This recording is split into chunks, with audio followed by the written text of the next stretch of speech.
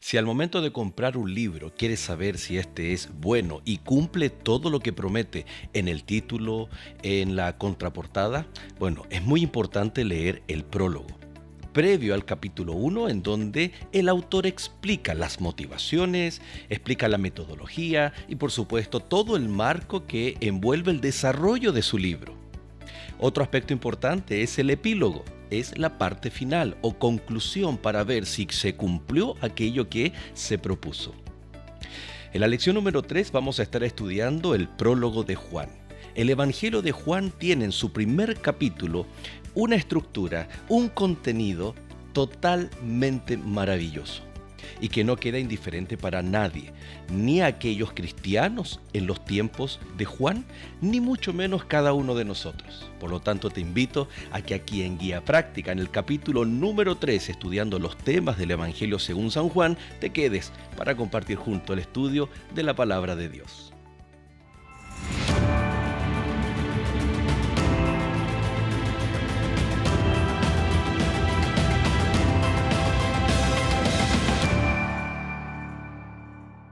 Y ya estamos dando inicio a nuestro tercer capítulo de esta temporada del Evangelio según San Juan. Muchas gracias a cada uno de ustedes por sus saludos, comentarios. Gracias porque muchos se animan a escribir sus pedidos de oración para que así podamos todos juntos, todos aquellos que tienen la oportunidad de leer los comentarios y por supuesto nosotros también orar los unos por los otros. Gracias a cada uno, nos sintonizan desde México, desde Perú, Argentina, por supuesto Chile, en los Estados Unidos, en Canadá. Escríbanos, mándenos un mensajito desde donde nos está usted acompañando. Vamos a estar estudiando durante esta semana especialmente el capítulo número 1 del Evangelio según San Juan. Como ya hemos dicho en otras ocasiones, el Evangelio de Juan comienza de una forma completamente distinta a sus símiles primeros tres evangelios, Mateo, Marcos y Lucas. Juan tiene otro propósito, Juan tiene otra intencionalidad y que se va desarrollando a través de el desarrollo del libro y que, por ejemplo, en el capítulo anterior que tú puedes revisar aquí en nuestro canal de YouTube, al cual te invitamos a que te suscribas, a que pongas ahí las notificaciones para que cada vez que estrenemos un nuevo capítulo del repaso de la palabra de Dios, tú puedas estar al tanto inmediatamente. Veíamos en capítulos anteriores que a través de milagros se evidenciaba la divinidad de Jesús.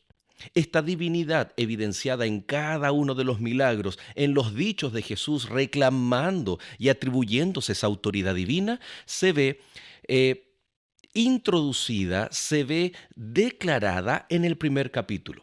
Vamos a estar estudiando en este prólogo de Juan su estructura, su intencionalidad, su contenido teológico, qué significan cada una de las expresiones que allí podemos encontrar y que nos garantizan que en el libro se complementa esta información vital. Y por supuesto que para cada uno de nosotros renovar nuestra experiencia con Cristo Jesús, que podamos tomar decisiones de fidelidad si no las has tomado aún o si ya tomaste una decisión por Cristo Jesús, que su esencia, su naturaleza, su divinidad nos permita a cada uno reforzar los lazos con nuestro Señor y Salvador. Te invito a orar para iniciar el estudio de esta semana. Querido Dios y Padre nuestro, gracias te damos por la oportunidad que tenemos de estudiar tu palabra. Pero de forma muy especial, Señor, danos humildad para poder estudiar acerca de Cristo Jesús. Danos sabiduría del cielo para entender la naturaleza, la esencia de Cristo Jesús en la medida de lo que tú nos has revelado en tu palabra. Gracias te damos, bendícenos en el nombre de Jesús. Amén. Antes de que podamos leer directamente los primeros 3 versículos del Evangelio según San Juan, permíteme hacer una recopilación de solo algunos textos que hablan no solo de la divinidad de Jesús, sino que hoy es necesario que podamos entender la preexistencia de Jesús. Si bien Mateo y también Lucas nos hablan de un nacimiento sobrenatural de Jesús, de una concepción sobrenatural de Jesús, el Evangelio según San Juan nos entrega mucha información acerca de la preexistencia de Cristo Jesús. Vamos a ver algunos textos, especialmente en el Evangelio de Juan, algunos otros de Pablo, por ejemplo, de cómo ellos entendían la preexistencia de Jesús, pero luego vamos a ver que los primeros tres versos del Evangelio según San Juan le agregan algo más a la preexistencia de Cristo Jesús. Encontramos, como decíamos, muchos textos. Por ejemplo, el primero, Juan capítulo 5, verso 23. Yo voy a ir dejando aquí una gráfica para que tú puedas después ir anotando o ir extrayendo los textos para que los marques, los guardes allí en tu Biblia. Juan 5:23 dice, para que todos honren al Hijo como honran al Padre. Y continúa, el que no honra al Hijo, no honra al Padre que le envió.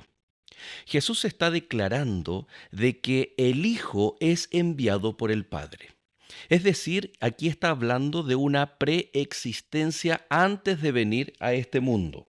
Por ejemplo, para que no se confundiera simplemente estas declaraciones con su misión profética mesiánica, alguien pudiera haber dicho, oh, eso fue profetizado, por lo tanto el Padre le envió, pero no necesariamente el Padre le envió significa que existía antes de su nacimiento. Alguien podría interpretarlo así, sino que Jesús fue más aún explícito con palabras como o verbos como vino o descendió.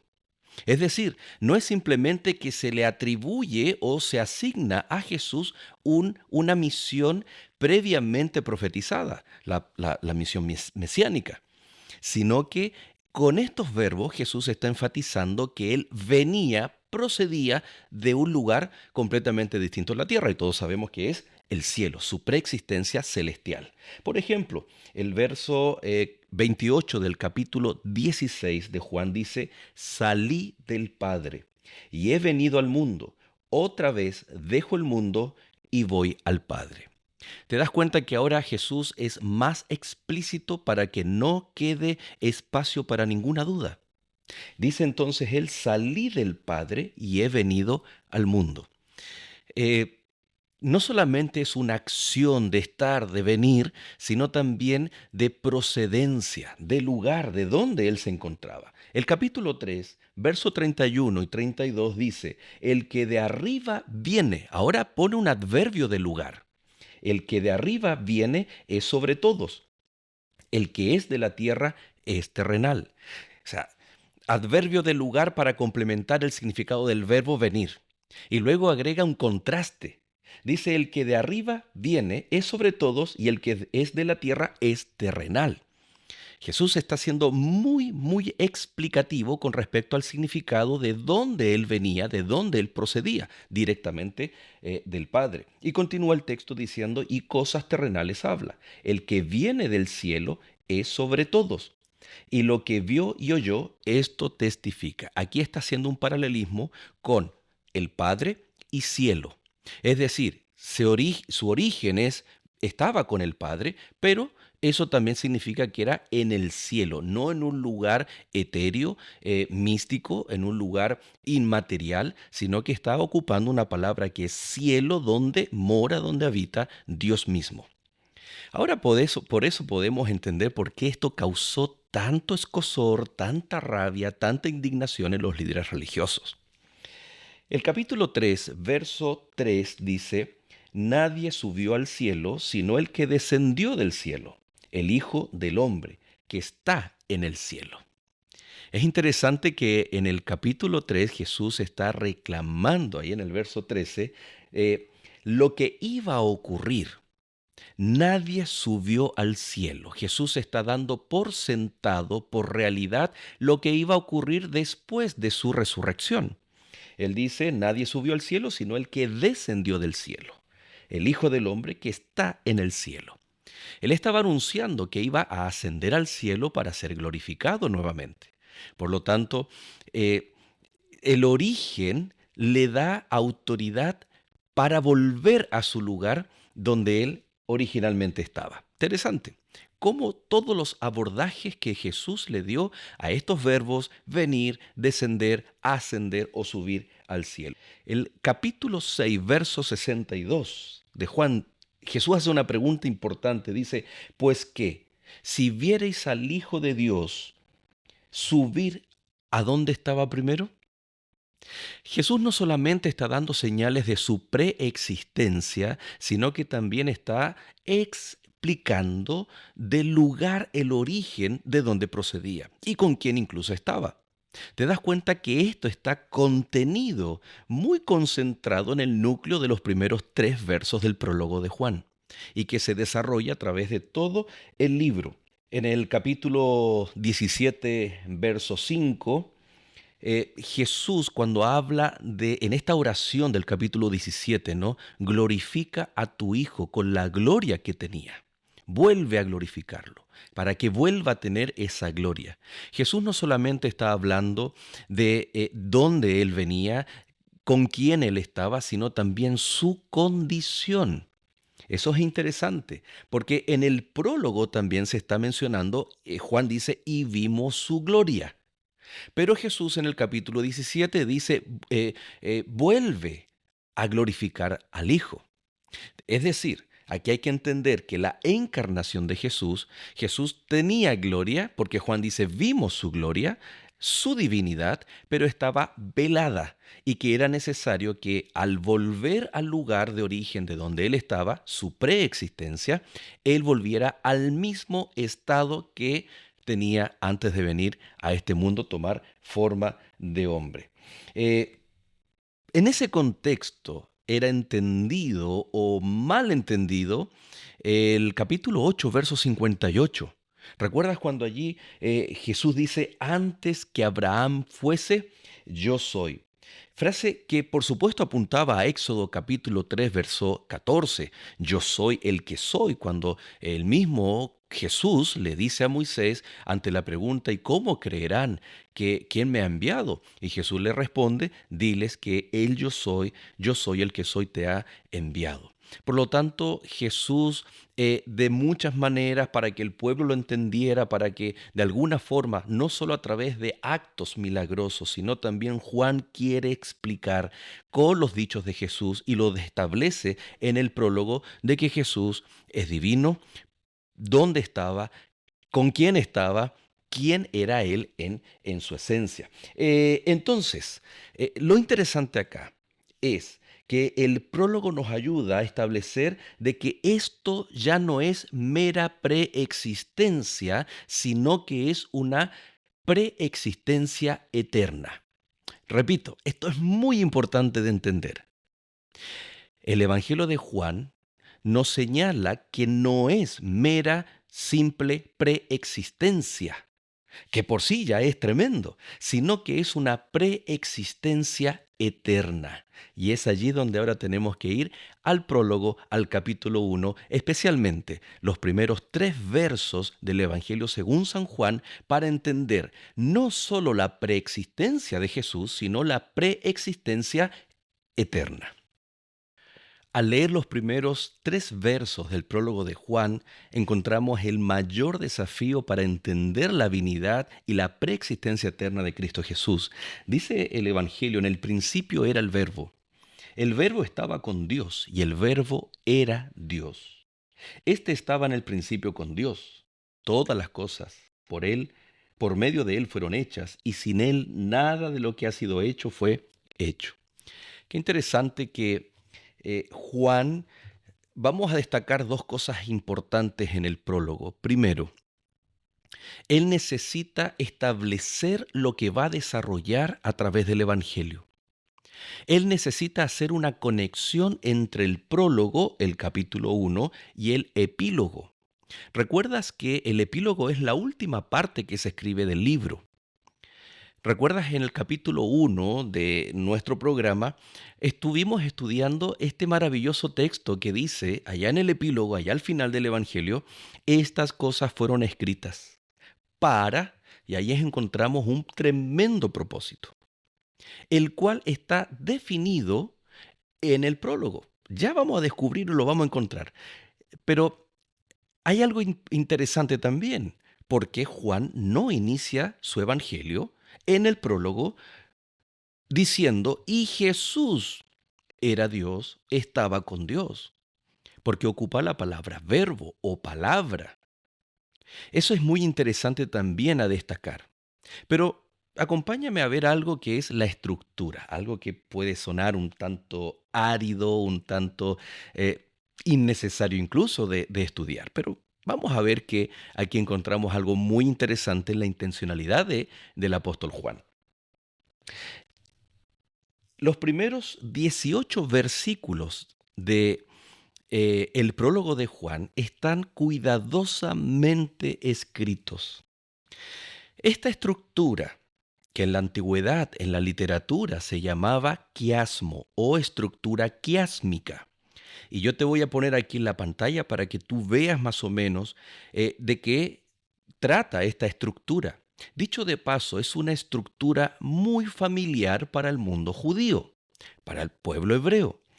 Por ejemplo, vemos que los primeros versículos que hablan acerca del verbo con Dios es muy similar o prácticamente igual en su significado al último versículo. Por ejemplo, el verbo con el Padre en el verso 18. Cuando vemos ahí en la letra B, la segunda idea que está agrupada en el verso 3 dice su papel en la creación, lo vamos a encontrar en el verso 17. Su papel en la recreación o regeneración de la naturaleza humana. Por lo tanto, el primer elemento se condice con el último, el segundo con el penúltimo, el tercero con el antepenúltimo, y así hasta llegar al centro. Por eso se le llama quiasmo, porque viene de la letra X, y la letra X, o la mitad, ¿no? La parte de uno de los lados de la letra X, pero que tiene un punto central, una intersección en donde allí el autor expresaba la idea más importante de la unidad literaria que él quería expresar. Por ejemplo, y uno continúa, ¿no? La letra C, el don de la vida y la luz. Vemos en la parte del verso 16, el don de la gracia. La letra D, que agrupa la temática del verso 6 y 8, acerca del testimonio de Juan el Bautista. Y por otro lado, la otra letra D, que está en el versículo 15, también habla del testimonio del Bautista. Y así, por ejemplo, llegamos al centro del prólogo de Juan, que es la letra F, donde dice, los creyentes llegan a ser hijos de Dios. Permíteme leer estos dos textos, el 12 y el 13, que en otras palabras, en la estructura en donde Juan quería llegar a un público que entendiera esta estructura, y era el público judío. Y cuando ellos leían, obviamente los versículos fueron agregados mucho más adelante de cuando Juan escribió. Pero en la estructura ellos lograban identificar el centro. Así como hoy decimos, vamos a leer el verso 12 y 13, ellos decían, vamos a leer el centro del quiasmo. Y dice, más a todos los que lo recibieron, a quienes creen en su nombre, les dio potestad de ser hechos hijos de Dios. Recuerda que en esta lección estamos estudiando acerca de la tensión que en algunos ejemplos que ocurrieron en los encuentros de Cristo Jesús se debatía esta tremenda expresión que es creer o no creer. Por lo tanto, en el centro de esta introducción, el prólogo de Juan, encontramos que Cristo vino a este mundo, que es necesario recibir a Jesús en el corazón, creer en su nombre para darnos la autoridad de ser transformados, recreados, regenerados como hijos de Dios. Y el verso 13 dice, estos no nacieron de sangre, ni por voluntad de carne, ni por voluntad de varón, sino de Dios, un nuevo nacimiento. Por eso Juan relata el encuentro de Nicodemo con Jesús. Por eso Juan tiene ese texto maravilloso que todo el mundo sabe y recuerda, que es Juan 3:16. El que creyere y fuere bautizado será correcto, será un hijo de Dios, será recreado, regenerado. Por lo tanto, en el centro del el prólogo encontramos la misma idea expresada al final del capítulo. Recuerda que decíamos, todas estas palabras fueron escritas para que creáis, para que continuéis creyendo y creyendo tengáis vida. Esta es la temática que Juan quiere desarrollar a través de todos los milagros, los 7 milagros o señales, los diálogos que Jesús tuvo con las personas. Por lo tanto, la estructura quiásmica del prólogo era para alcanzar a aquellos judíos que necesitaban reconocer a Jesús como el Mesías, como el Hijo de Dios, como ese Cristo venido, como el que era capaz de rescatar, de cambiar ese estatus de estar destituidos de la gracia de Dios, pero ahora para ser llamados hijos de Dios. Otro elemento importante que ya habíamos adelantado un poquito era por qué Juan a Jesús le dice verbo o palabra en su idioma original, que es logos, y no le llama directamente por su nombre. Juan elige este título para cautivar la atención de la audiencia griega. Mira, qué interesante. En otras palabras, Juan está encontrando a la audiencia en donde ésta se encuentra. Con la estructura llama la atención de los judíos. Con la primera palabra, logos, está cautivando la atención de las mentes grecorromanas, de aquellos que estaban cautivados, influenciados por las filosofías griegas. ¿Por qué? Ellen White responde este por qué. En mensajes selectos, Ellen White escribe, mediante este método, los lectores griegos serían atraídos a considerar al Jesús del Evangelio de Juan. Dios se encuentra con las personas donde éstas están. De nuevo, quiero leer esa frase, ¿no? Dios se encuentra con las personas donde éstas están. Como resultado, los escritores inspirados siempre han estado dispuestos a adaptar sus expresiones inspiradas por el Espíritu Santo a las necesidades de su audiencia, de su entorno, de las personas que querían alcanzar. Es el contenido del mensaje lo que es inspirado, no la forma. Interesante. Por lo tanto, Juan toma una palabra, la palabra logos, que tenía mucho significado para aquellas mentes griegas absorbidas por la filosofía griega. 400 años antes de Cristo, el famoso filósofo griego Platón, él expresaba sus ideas filosóficas acerca de una separación entre el cielo y la tierra, el mundo celeste versus el mundo terrestre. El mundo celeste era aquel en donde habitaba Dios, o según su concepción, los dioses o las divinidades, las cuales no podían interactuar con el ser humano porque este mundo terrestre de oscuridad no era un lugar para las deidades.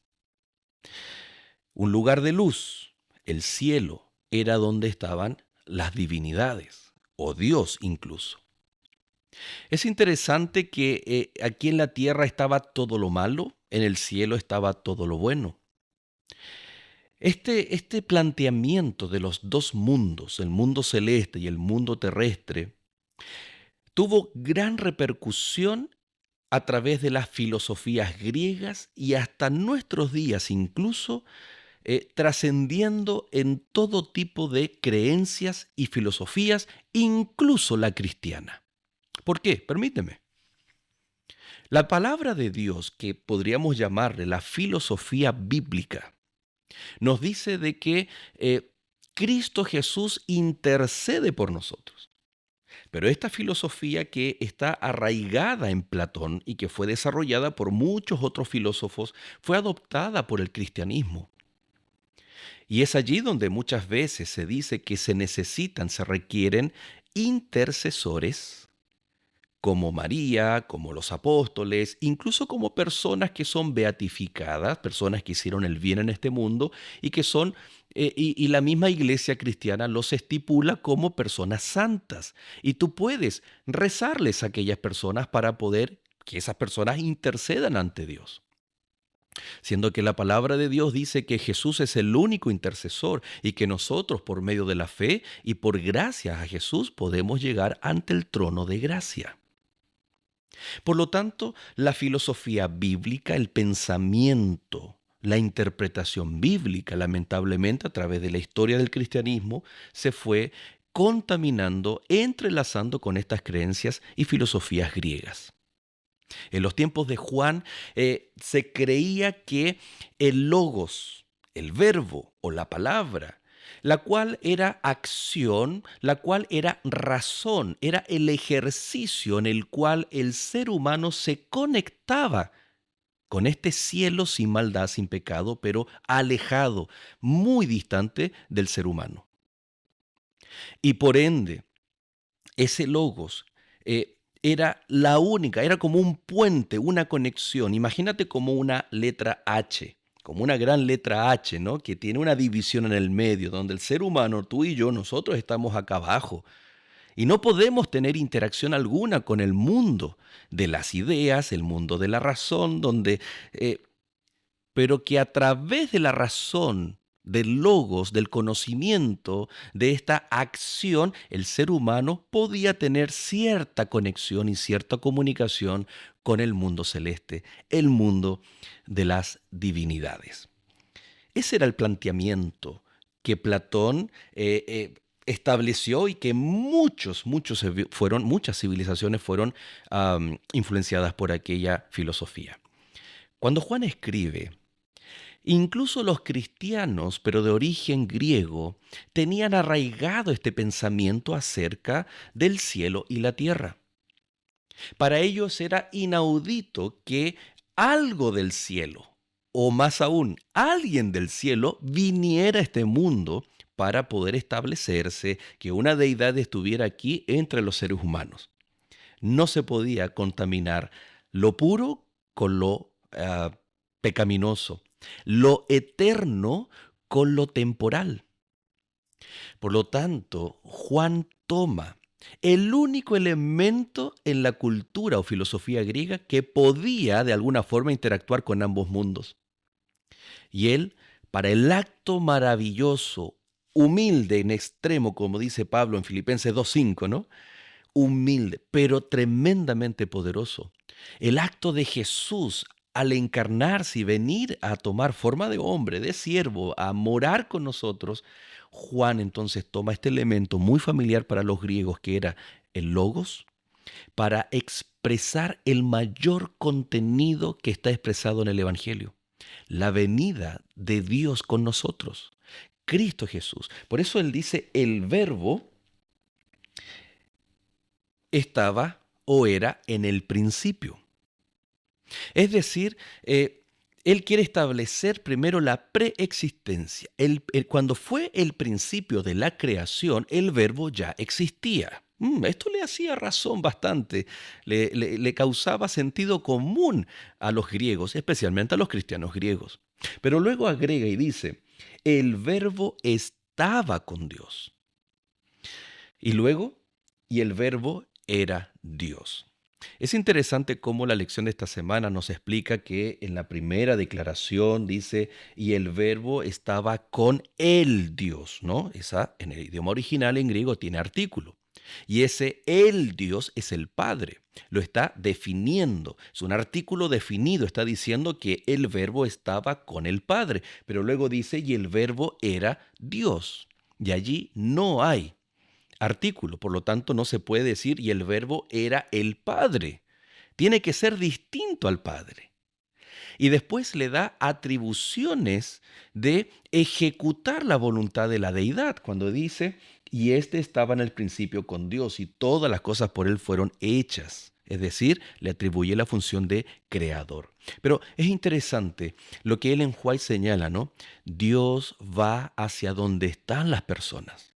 Por lo tanto, en esta forma de escribir los primeros 3 versos de Juan, Juan está pensando en los griegos, cómo alcanzarlos a ellos, cómo explicarle algo que ellos no comprenderían, que un Dios viene a estar con nosotros, que un Dios trascendente, independiente, eterno, preexistente, es capaz de venir a nuestra temporalidad Para ellos era prácticamente imposible, no solo de entender, sino que de una realidad imposible. Pero Juan lo logra, capta la atención para que ellos entendieran que la eternidad de Dios viene a mezclarse, viene a interactuar con la temporalidad del ser humano, que la pureza de Cristo Jesús preexistente vino a mezclarse, mas no cometió pecado, pero vino a mezclarse con la pecaminosidad del ser humano. Su naturaleza y sus actos no cometió pecado, pero sí estuvo cargando nuestros pecados en la cruz. Pero sí estuvo lidiando con las consecuencias del pecado cada vez que sanaba y hacía milagros, cada vez que resucitaba, la muerte como expresión de la consecuencia mayor del pecado. Por lo tanto, el prólogo llama la atención de los hebreos por su estructura, llama la atención de los griegos por llamarle verbo, logos, palabra a Cristo Jesús. Es como cuando estás en una librería. Estás en la tienda de libros y de pronto tomas uno y lo das vuelta y ahí aparece un breve resumen de lo que se trata el libro, de lo que el autor intenta descifrar, intenta desarrollar a través de sus escritos. Por lo tanto, en esta maravillosa librería que es los libros de la palabra de Dios, Juan escribe para llamar la atención de su audiencia, para llamar la atención de nosotros, para que pongamos los ojos en Cristo Jesús.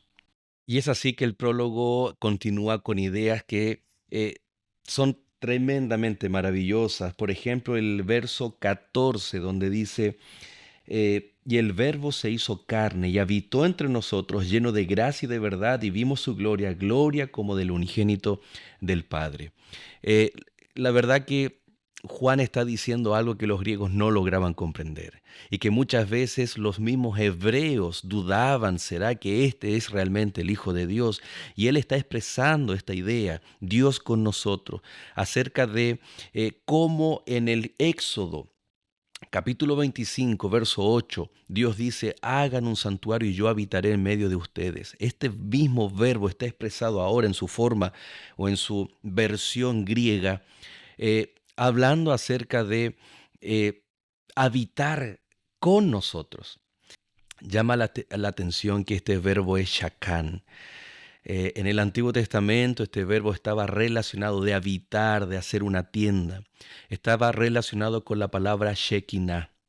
La Shekinah era esa manifestación de Dios cuando inundaba el lugar santísimo, el templo, todo el templo se llenaba de humo porque había descendido la presencia de Dios en medio del santuario, en medio del pueblo.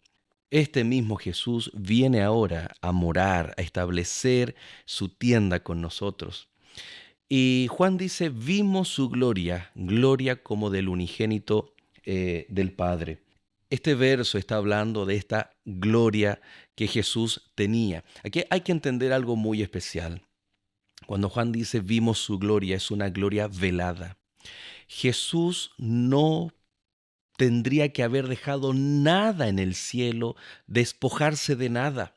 Cuando Pablo en Filipenses dice que se despojó, claro, la palabra en el idioma español nos dice dejar algo. Hey, ya no está lloviendo, ha salido el sol, me voy a despojar de mi abrigo, me voy a despojar de mi paraguas, porque ya no lo necesito. No significa eso en el texto bíblico. Jesús no se despojó de nada. La palabra más bien tiene que ver con cubrir o anonadar aquello que tiene, pero para esconderlo. Jesús era 100% Dios. Toda su esencia que tenía previo a la venida, en su preexistencia, Jesús viene como 100% Dios, pero no podía usar su poder para su propio beneficio, ni tampoco podía velar toda esa gloria, porque tal como Dios le dijo a Moisés allí en el monte, cualquier persona, cualquier hombre que vea la gloria de Dios, éste morirá. El ser humano, producto del pecado, no podemos ver la gloria de Dios tal cual es. Esta tiene que ser velada. Esta tiene que ser cubierta. Por eso, como estudiábamos la semana pasada, el Señor manifestó señales o signos de divinidad.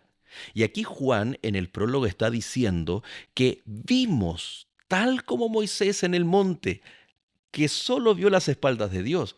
Nosotros vimos su gloria, pero una gloria velada. Lo que Jesús permitió que aquellas personas que tenían esta tensión entre creer o no creer pudieran ver las evidencias de que Jesús realmente era Dios, el Hijo de Dios. Y vamos a ver que a través de todo el libro nos vamos a encontrar con más de 90 veces el verbo creer. ¿Sabes tú que en todo el Nuevo Testamento son aproximadamente 270 o un poco más de veces que se ocupa el verbo creer? Y no, más de 90 están expresadas en el Evangelio de Juan. Por lo tanto, esto tiene mucho que ver con el gran dilema del ser humano. El gran problema del ser humano, esta tensión de creer confiando, creer en Cristo Jesús confiando en Él. Bueno, ya se nos ha ido el tiempo. La verdad que nos quisimos enfocar en el prólogo para que tú puedas seguir leyendo el material, seguir compartiendo allí todo lo que vamos a estar estudiando acerca del Evangelio según San Juan. Pero cuán importante es esta carta de presentación, este prólogo que llama la atención de unos, de otros, que nadie puede quedar indiferente. Jesús es Dios. Jesús estaba con Dios antes de venir a este mundo. Jesús fue y es el creador. Y porque Él fue el creador, es capaz, creyendo en Él, también de restaurar nuestra vida. No solamente cuando Él venga, de glorificar, de restaurar, de cambiar la naturaleza de nuestra vida, la naturaleza pecaminosa, sino también, por supuesto, hoy en tu vida, Él es todopoderoso, capaz de hacer la transformación, la recreación que tú y yo necesitamos en nuestra vida. Que Dios te bendiga. Sigamos estudiando el Evangelio de Juan y nos veremos en el próximo capítulo.